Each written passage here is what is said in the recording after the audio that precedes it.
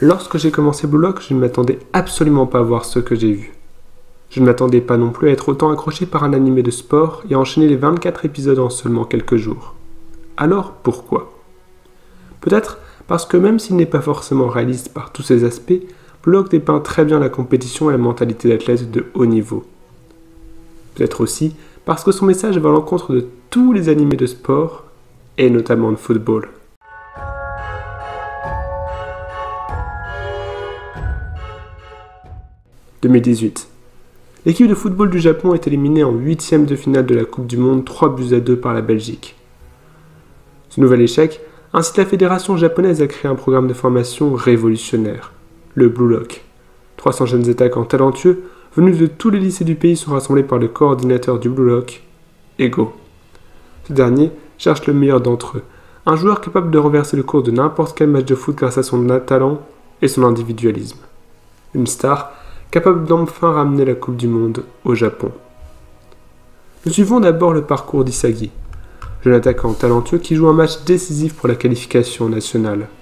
Dans les derniers instants du match, il se retrouve en face à face avec le gardien et voit à sa droite un coéquipier démarqué. Il fait la passe et son coéquipier tire sur le poteau, entraînant leur élimination. Démoralisé par cet échec, Isagi pense que son rêve de devenir une star du foot n'aboutira jamais. C'est à ce moment qu'il reçoit une lettre de sélection pour le programme du Blue Lock. Isagi suit en fait la trajectoire inverse de tous les héros d'animés de sport.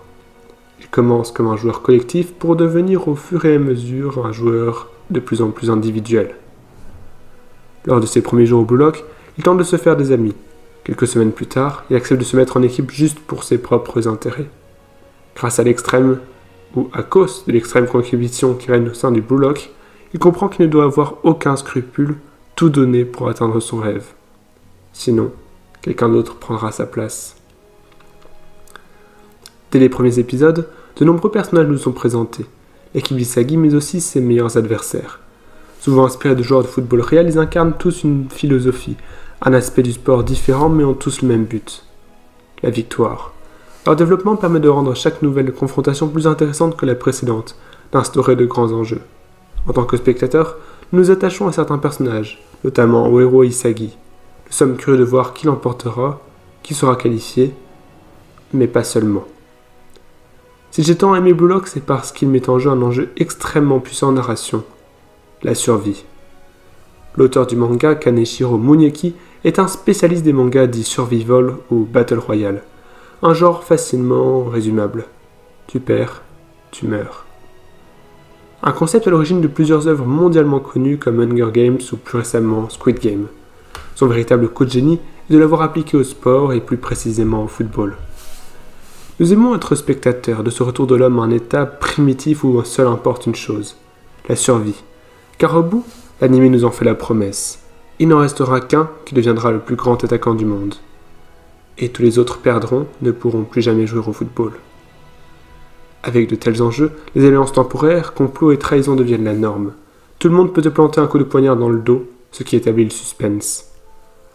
On pourrait dire qu'au contraire d'autres œuvres sur la survie, les personnages ne meurent pas dans Blue Lock. C'est vrai. Mais leur échec demeure extrêmement tragique. Ils ont quitté leur famille, leurs amis et leur lycée pendant des mois, se sont battus avec acharnement pour rien. Leur rêve est définitivement brisé et leur estime d'eux-mêmes détériorée. Car même en usant de toutes leurs capacités, même en s'abaissant en pire trahison, ils n'ont pas réussi.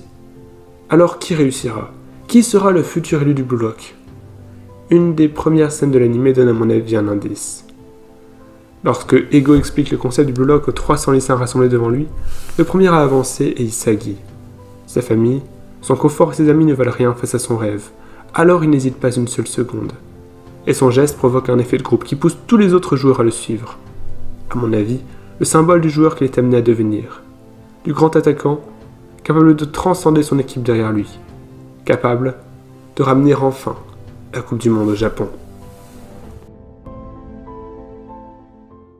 Merci d'avoir regardé la vidéo jusqu'au bout, partagez la chaîne autour de vous.